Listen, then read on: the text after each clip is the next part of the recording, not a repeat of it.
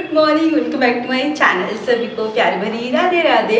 और पिछले 2-3 दिनों से मेरी वीडियोस नहीं आ रही थी, तो वो नहीं आ रही थी, उसका कारण मैं बता देती हूँ।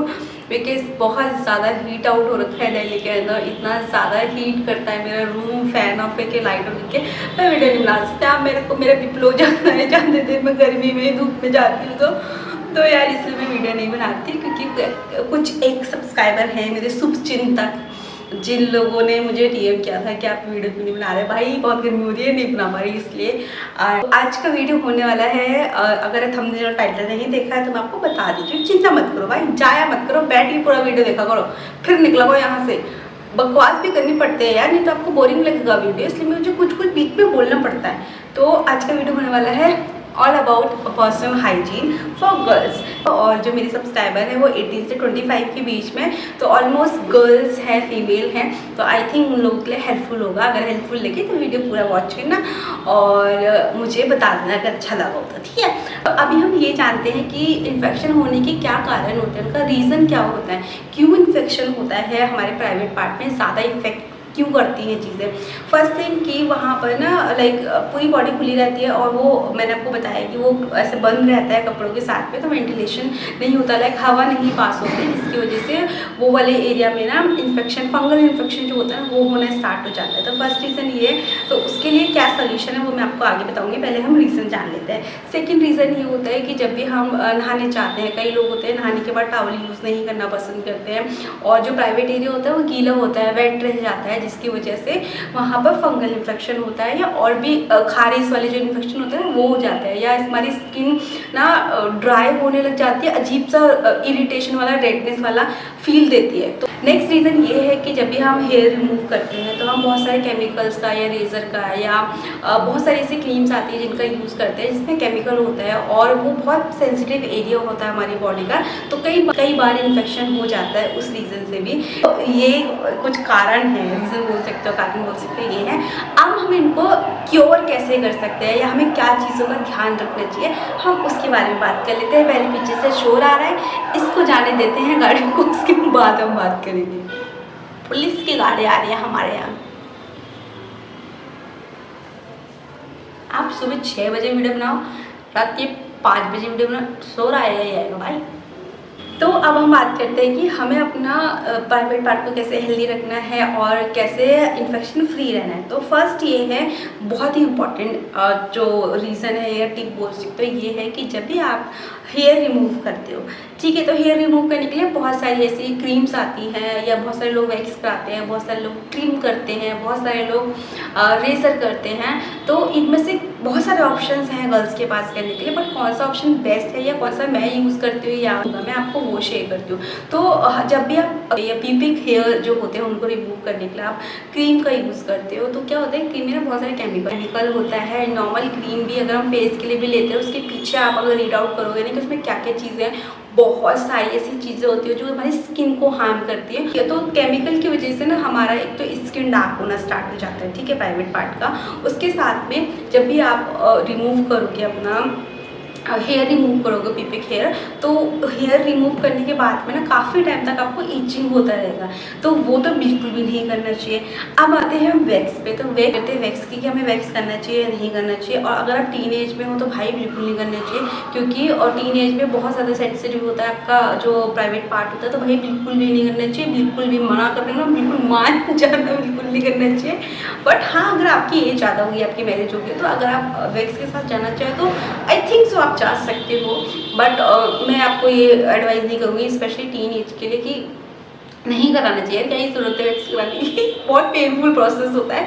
सेकेंड, इस तरह स्किन आपकी जो होती है वो लूज़ होती है, क्योंकि हमारी स्किन ऐसे निकालते हैं ना, हम ऐसे जब स्ट्रिप लगा के तो वो ऐसे खींचते थे, जिसकी वजह से हमारी स्किन लूज़ होने लग जाती है, मसल्स लूज़ होने लग जाते हैं। इसके साथ में कई बार जब हम वैक्स कराते हैं तो हमारे ना प्राइवेट एरिया में पिंपल होना स्टार्ट हो जाता है। जैसे हम थ्रेडिंग कराते हैं, दाने दाने हो जाते हैं ना, same as it is with private part कि वो बहुत सेंसिटिव एरिया होता है यार। मुझे नहीं लगता कि आपको वैक्स कराना चाहिए। नेक्स्ट है कि रेजर हमें करना चाहिए नहीं करना चाहिए। बहुत सारी गर्ल्स होती है रेजर के साथ बहुत कंफर्टेबल होती है, बट रेजर के साथ में अगर आप रेजर करते हो तो वो जो हेयर होते हैं ना वो ऊपर से टूटते हैं, वो जड़ से तो खत्म होते नहीं है, लेकिन फिर वो जब आना स्टार्ट हो जाते हैं ना, लाइक 2-3 दिन बाद 4 दिन बाद जो हालत ख़राब होती है ना उसके बाद में, तो कभी अगर आज तक आपने रेजर ट्राई नहीं किया, भाई जानलेवा हो जाता है, चलना मुश्किल हो जाता है इंसान का, तो आप वो मत करो।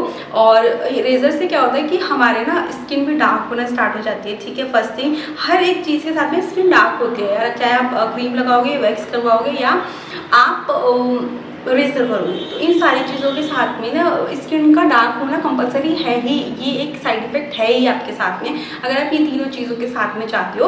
और सेकंड थिंग, आपके जो हेयर होते हैं रिमूव होने के बाद जब नेक्स्ट टाइम ग्रोथ होती है ना, तो वो हार्ड आते हैं, जो शायद आपके लिए अच्छा नहीं होगा, क्योंकि जितनी बार आप रेजर करोगे उतनी बार वो हार्ड आते जाएंगे, तो वो उनको मैनेज करने में या क्लीन करने में बहुत ज़्यादा प्रॉब्लम होती है और बहुत अनकंफर्टेबल फील होगा आपको, तो वो भी नहीं करना है। बेस्ट ऑप्शन है और सेफ ऑप्शन है, आप ट्रिम करो, किसी भी ट्रिमर से आप ट्रिम करो, बहुत ही सेफ बेस्ट ऑप्शन है। ना ही इन्फेक्शन का डर है, ना ही आपके हेयर टाइट होंगे या मोटे होंगे, ना ही डार्कनेस का डर होता है, ना ही किसी और चीज़ का डर होता है, तो आप ट्रिम कर सकते हैं, बहुत ही बेटर ऑप्शन है। और ना ही इसको रिमूव करने के बाद जब दोबारा ग्रोथ होगी तो आपको चलने में भी प्रॉब्लम नहीं होगी या कोई भी काम करने में प्रॉब्लम नहीं होगी। नेक्स्ट जो चीज़ है वो आपको ध्यान रखना है कि जब भी आप हेयर रिमूव कर रहे हो, ठीक है, हेयर रिमूव करने के बाद में आपने अपने प्राइवेट पार्ट को मॉइस्चराइज रखना है। नॉर्मल भी अगर आप हेयर रिमूव कर रहे हो और उसके बाद में आप मॉइस्चराइज नहीं कर रहे हो तो भी प्रॉब्लम होता है, क्योंकि जो हमारा प्राइवेट पार्ट होता है उसको मॉइस्चराइज रखना बहुत ज़्यादा ज़रूरी होता है। अगर हम उसको मॉइस्चराइज रखेंगे, वहाँ पे स्वेटिंग होगा तो फिर स्मेल आएगा, तो बैक्टीरिया कलेक्ट होगा तो हमको इन्फेक्शन होगा। तो जब भी आप हेयर रिमूव कर रहे हो या आप जब भी नहाने के बाद हर एक चीज़ के लिए आप मॉइस्चराइजर रखते हो, लाइक अपने हैंड के लिए मॉइस्चराइजर, आपको अपने फेस को मॉइस्चराइज करते हो, भाई तो प्राइवेट पार्ट हमारी बॉडी का ये है तो उसको भी मॉइस्चराइज करना हमारी रिस्पॉन्सिबिलिटी है। तो जब भी आप नहाते हो या हेयर रिमूव करते हो तो आप अपने रूटीन में ये ज़रूर इंक्लूड करो कि आप उस वाले एरिया को भी मॉइस्चराइज रखो। मॉइस्चराइज करने के लिए आप कोई भी यार बाहर की क्रीम मत यूज़ करो, क्योंकि सारी क्रीम में बहुत ज़्यादा केमिकल होता है और वो बहुत सेंसिटिव एरिया होता है हमारी बॉडी का। तो आपने मसाज करनी है, मॉइस्चराइज करना है कोकोनट ऑयल के साथ। कोकोनट ऑयल को अपने हाथ पे लो, ऐसे करो, उसको एक्टिवेट करो, देन उसके बाद में हल्के हाथों से इस तरह से मसाज कर दो। ठीक है, नहाने के बाद ये चीज़ें भी इंक्लूड करनी है अपने डेली रूटीन में, ताकि आप प्रॉब्लम फेस ना करो। नेक्स्ट जो एक बहुत ही इंपॉर्टेंट चीज़ होती है, लाइक मेरे को बहुत सारी गर्ल्स ने इस तरीके से पूछा है जब मैं एज ए टीचर वर्किंग हुआ करती थी स्कूल टाइम पे, क्योंकि मैं बहुत ही प्यारी सी क्यूट सी टीचर हुआ करती थी स्कूल में, सबसे छोटी हाइट में भी छोटी थी और एज में भी छोटी थी, और मेरा भी वो 2nd या 3rd जॉब था, तो मैं बहुत ऐसे फ्रेंडली रहती थी बच्चों के साथ। ऑल्दो थी मैं स्पोर्ट्स की टीचर, स्पोर्ट्स टीचर जो होते हैं वो थी, बट बच्चे बहुत ज़्यादा फ्रेंडली हुआ करते थे मेरे साथ। तो कई गर्ल्स ने मुझसे ये पूछा था कि मैम हमें अपने प्राइवेट पार्ट पे साबुन या कोई भी ऐसे लाइक बॉडी वॉश वगैरह यूज़ करना चाहिए, हमें वजाइना कैसे क्लीन करना चाहिए। तो मैंने उनको काफ़ी सारी टिप्स दी थी, तो वही टिप्स मैं आपको भी दे रही हूँ, क्योंकि टीनेज वाली गर्ल्स के लिए बहुत ज़्यादा ज़रूरी है ये टिप। हमें अपनी वजाइना को क्लीन करने के लिए कोई भी सोप यूज़ नहीं करना चाहिए, क्योंकि हमारी जो वजाइना होती है वो ऑलरेडी अपने आप नेचुरल तरीके से अपने आप को क्लीन करती है। ठीक है, जो वाइट स्टार्च के रूप में, या और कई गर्ल्स को पीरियड से पहले वाइट कलर का या हल्का सा लिक्विडी टाइप का कोई लिक्विड आता है जिससे जो आपकी वजाइना को क्लीन कर रहा होता है। तो वजाइना को क्लीन करने के लिए आपको कोई भी सोप या किसी भी वॉश की ज़रूरत नहीं होती है, बॉडी वॉश की। हाँ, अगर आप प्राइवेट पार्ट जो उसके वजाइना के आसपास का जो पार्ट है या थाई रूट की वाली जो एरिया है, आप उसको क्लीन करने के लिए कोई भी इंटीमेट वॉश आता है आप वो यूज़ कर सकते हो, या बहुत से ऐसे DIY वाले होम रेमेडीज़ वाले सोप होते हैं जो घर में आप यूज़ कर सकते हो। अगर आपको जानना हो तो मुझे कमेंट करके बताना है, मैं उनकी रेसिपी भी आपके साथ शेयर करूँगी, आप वो यूज़ कर सकते हो। नेक्स्ट टिप आपके लिए ये है कि जब भी आप पैंटी परचेज़ करते हो तो आप हमेशा ध्यान रखो अपने कंफर्ट के हिसाब से ही पैंटी परचेज़ करो। ये नहीं कि दूसरों को देख लिया, भाई इतने सारे एडवर्टीजमेंट आ रहे हैं, कौन सी हीरोइन ने कौन सी हीरो ने क्या एडवर्टीजमेंट किया, हमें उससे कोई मतलब नहीं होता, क्योंकि वो लोग भी वो चीज़ कभी यूज़ ही नहीं करते हैं। तो किसी भी एडवर्टीजमेंट को देखकर या किसी भी रिव्यू वीडियो को देखकर आप अपने लिए कुछ मत मंगवाओ भाई। अपना कंफर्ट जोन देखो, अपनी हेल्थ देखो, अपना बॉडी टाइप देखो, उसके बाद में आप चीज़ें यूज़ करना स्टार्ट करो। तो मेन जो चीज़ है कि जो डिज़ाइनर पैंटीज आती हैं, जो लाइलोन के ऊपर वाली पैंटीज आती हैं, जो बहुत ही स्ट्रेचेबल टाइप का कपड़ा होता है, वो वाली पैंटीज आती हैं, तो प्लीज़ वो वाली पैंटी पहनना अवॉइड करो। वंस इन अ वीक अगर आपको वेयर करनी है, आप बाहर जा रहे हो, वन पीस पहन रहे हो या स्विमिंग करने जा रहे हो, तो आप वो वेयर कर सकते हो, दैट इज़ ओके। बट आप डेली बेसिस पे अगर वो वेयर करोगे तो that is quite dangerous for your health, क्योंकि वो बहुत टाइट होती है। जो डिज़ाइनर पैंटी होती है, ऊपर से वो कॉटन वाली नहीं होती, स्वेटिंग आता है तो स्वेटिंग को वो ऑब्जर्व नहीं करती है, हवा को वो पास नहीं होने देती है, जिसकी वजह से आपको फंगल इन्फेक्शन हो सकता है और आपको रैशेस हो सकते हैं। जो थायराइड के साथ में रैशेस जो जाते हैं ना गर्ल्स को, वो हो जाते हैं। और जो थायराइड पे रैशेस होते हैं ना, और अगर वो एक बार आपको हो गए तो वो इतना गंदा डार्क स्पॉट छोड़ के जाते हैं ना कि उसको आप कोई भी लाइटनिंग वाली क्रीम लगाओगे ना, वो रिमूव ही नहीं होते। तो प्लीज़ जब भी आप पैंटी परचेज करते हो तो यार मत जाओ डिज़ाइनर के पास में, कौन देख रहा है यार, अंदर पहननी है आपको, क्या ही दिख रहा है। आपने बिकनी वगैरह पहन रहे हो तो आप वो डिज़ाइनर ले सकते हो, उसमें कोई प्रॉब्लम नहीं। लेकिन अगर आप पैंटी पहन रहे हो तो भाई बहुत ही लाइट कलर की पैंटी लो, उसके साथ में बहुत टाइट नहीं लेनी है, एक साइज लूज लो। एंड थर्ड थिंग कि वो कॉटन की, प्योर कॉटन वाली जो होती है वो वाली आपको, ताकि उसमें वेंटिलेशन भी हो, आपका जो स्वेट है वो भी वो उसको ऑब्जर्व करे और आपको इन्फेक्शन ना हो। तो नेक्स्ट हम बात करें कि मेंस्ट्रुअल कप। आई थिंक ये जो दिख रहा है ना आपको, ऐसा होता है। हो सकता है मैं प्रोनाउंसिएशन ख़राब है मेरा, क्योंकि मेरे इंग्लिश में हाथ और पैर दोनों टाइट है, बट आप देख रहे हो मेंस्ट्रुअल कप ये बोलते हैं। और ये मैंने इसलिए इस वीडियो में इंक्लूड किया है ये वाला एक टॉपिक, क्योंकि जब मैं स्कूल में वर्किंग थी ना एज ए टीचर, तो वहाँ पे एक गर्ल ने पूछा था, 16 साल की थी, 11th क्लास में। उन्होंने मुझसे पूछा था कि मैम अगर हम मेंस्ट्रुअल कप यूज़ करना चाहते हैं हम वो यूज़ कर सकते हैं, हमें पैड यूज़ करने में बहुत इरिटेशन होती है। और मेरी ऑडियंस जो है वो भी काइंड ऑफ इसी एज ग्रुप के हैं और फीमेल ज़्यादा हैं। तो अगर आप मेरी वीडियो देख रहे हो तो मैं आपको यही एडवाइस करूँगी, फर्स्ट थिंग आपको अगर पैड यूज़ करने में प्रॉब्लम होता है तो भाई उसको बियर करना पड़ता है, क्योंकि वो तो एक नेचुरल चीज़ है यार, उनको तो यूज़ करना ही पड़ेगा। अगर आप 16 साल के हो, 15 साल के हो, 13 साल के हो, अगर आप टीन एज में हो, तो मैं आपको यही एडवाइस करूँगी कि भाई अभी 2022 तक आप ये यूज़ मत करो, क्योंकि आपकी एज बहुत छोटी है अभी, और आप पैड यूज़ करोगे वो ज़्यादा बेनिफिशियल होगा। क्योंकि मेंस्ट्रुअल कप जो होते हैं उनका साइज़ और उनका ना सारी चीज़ें बहुत अलग आती हैं बॉडी के अकॉर्डिंग, एज के अकॉर्डिंग, तो वो मेजर करना, वो सारी चीज़ें देखकर मंगवाना और उसको यूज़ करना अपने आप में एक टास्क है। मुझे ऐसा लगता है, मैंने कभी यूज़ नहीं किया, बट मैं आपको बता रही हूँ कि it is not safe I think. क्योंकि क्यों ही यार मेंस्ट्रुअल कप वगैरह यूज़ करने उनको, फिर उसको ही हर बार यूज़ करना, उसको वॉश करो फिर उसको यूज़ करो। मुझे तो बहुत अनहाइजीनिक से लगता है। पैड तो होता है भाई निकाल के आप उसको थ्रो कर दो, पर मेंस्ट्रुअल कप को तो आपको वॉश करना पड़ता है, उसके अलग से एक किट आती है वॉश करने के लिए, वो और भारी टेंशन। सेफ़ होता है कि आपको स्टेन नहीं लगता है, आप कंफर्टेबल रहते हो, बट मुझे वो सेफ़ नहीं लगता है एज अ गर्ल। तो मैं आपको एडवाइस नहीं करूँगी, जब तक आप लाइक आप ग्रेजुएशन कंप्लीट नहीं कर लेते हो तब तक आप मत करो भाई। नेक्स्ट जो है वो लास्ट टिप है और बहुत ही इंपॉर्टेंट और बहुत ही ऐसे आपको क्यूरियोसिटी होगी कि मैंने इसके बारे में बात क्यों नहीं की अभी तक, वो है पीरियड्स के टाइम पे हम कैसे हाइजीन मेंटेन करें या कैसे चीज़ें मैनेज करें। क्योंकि बहुत इरिटेशन होता है, 4-5 दिन ऐसा हो जाता है ज़िंदगी के, यार क्या ही चल रहा है ये। मेरे साथ तो बहुत होता है, मैं तो बहुत इरिटेट होती हूँ। मेरे को कोई पीरियड चाहे मैं कोई बोल दे, फिर मैं जो उल्टे जवाब देती हूँ ना, मेरे बहुत मूड स्विंग्स होता है, मुझे बहुत गुस्सा आता है उस टाइम पे।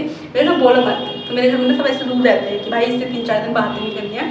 उस टाइम पर हम कुछ चीज़ों का ध्यान रखते हैं तो हम अपना इरिटेशन भी कम कर सकते हैं, अपने प्रॉब्लम्स को, अपने हाइजीन को मेंटेन कर सकते हैं। फर्स्ट थिंग क्या करना है कि आपने जो पैड है, अपने पैड को भाई 2 से 3 घंटे बाद चेंज कर लेना, चाहे वो गंदा हुआ हो चाहे वो गंदा ना हुआ हो, वो आपने चेंज कर लेना है, ठीक है। उसका नेक्स्ट ये है कि जब भी आप अपनी पैंटी वॉश करो, पैंटी पे अगर कोई भी स्टेन लग गया है, कोई दाग लग गया है आपको पीरियड्स के दौरान, तो उसको अच्छे से वॉश करो, गर्म पानी में पहले उसको वॉश करो अच्छे से। उसके बाद में उसको धूप में आप 2 से 3 घंटे सुखा दो, ताकि जो भी उसमें बैक्टीरिया होंगे, फंगल इन्फेक्शन जो क्रिएट कर सकते हैं वो होंगे तो वो मर जाएंगे। इसके अलावा पीरियड्स टाइम में आप क्या कर सकते हो कि पीरियड्स टाइम में ना आप कॉटन की पैंटी, मैंने आपको बताया कि आप वो वेयर करो, और उसके साथ में जितना खुला कपड़ा आप पहन सकते हो रात के टाइम पे उतना खुला कपड़ा पहनो, ताकि आपको वेंटिलेशन मिले, हवा मिले आपके प्राइवेट पार्ट में, और वहाँ पर जो भी रैशेज होने वाले हैं या जो भी फंगल इन्फेक्शन होने वाला है उससे आप बच पाओ। इसके अलावा गर्मियों में जब हम बाहर जाते हैं, हमें पीरियड्स होते हैं, तो हमारी जो थायराइड होती है वो आपस में ना इस तरीके से टकराती है, तो क्या होता है कि वहाँ ना भाई रैशेज होना कंपलसरी है। अगर आप थोड़े से भी मोटे हो गए तो वो पक्का ही हो गए। तो उस टाइम पे आपने क्या करना है कि जो कोकोनट ऑयल होता है उसको आपने अपनी थायराइड पे आराम से लगा सकते हो, या फिर आप प्योर जो वो होता है मस्टर्ड ऑयल होता है, सरसों का तेल सभी के घर में होता है, आप वो भी लगा सकते हो। तो मैं भी ये 2 चीज़ें हमेशा यूज़ करती हूँ, क्योंकि मुझे रैशेज का प्रॉब्लम होता ही है इस टाइम पे, गर्मियों के टाइम पे। तो आप ये लगा सकते हो। अगर आपको इससे बहुत स्ट्रिकी लगता है और बहुत ज़्यादा ऐसा लगता है कि भाई कैसे लगाएंगे, बहुत ऑयली हो रहा है, तो आप पाउडर लगा सकते हो। जॉनसन बेबी का जो पाउडर होता है बहुत ज़्यादा केमिकल नहीं होते, तो आप वो लगा सकते हो। तो ये थी आज का वीडियो। आई होप आपको ये वीडियो अच्छा लगा हो, हेल्पफुल लगा हो। और मैंने ट्राई किया है कि जो चीज़ें मैं यूज़ करती हूँ, जो चीज़ें मैं अपनी लाइफ में इंक्लूड की हैं, मेरे डॉक्टर ने, जो गायनी डॉक्टर है मेरे, उन्होंने बताया है मेरे को, जो भी एक्सपीरियंस है वो मैंने आपके साथ शेयर किया है। और आने वाले टाइम में मैं छोटी छोटी वीडियोस आपके साथ शेयर करती रहूँगी, जो मेरी नॉलेज में है वो सारी चीज़ें। आई होप आपको ये वीडियो अच्छा लगा हो, हेल्पफुल लगा हो। अगर हेल्पफुल लगा होगा तो और लोगों के साथ में शेयर कर देना, अच्छा लगा हो तो मुझे कमेंट पे एक हार्ट दे देना, ताकि मुझे मोटिवेशन मिले और मैं और अच्छी वीडियो बना पाऊँ। और आपको किस टॉपिक पे किस तरीके की वीडियो देखनी है आप वो भी मुझे बता देना। तो चलो आज का वीडियो यहीं पे ख़त्म करते हैं। आई होप आपको अच्छा लगा हो। मिलते हैं कल एक न्यू वीडियो न्यू ब्लॉग के साथ में। तब तक के लिए tata bye bye, Radhe Radhe.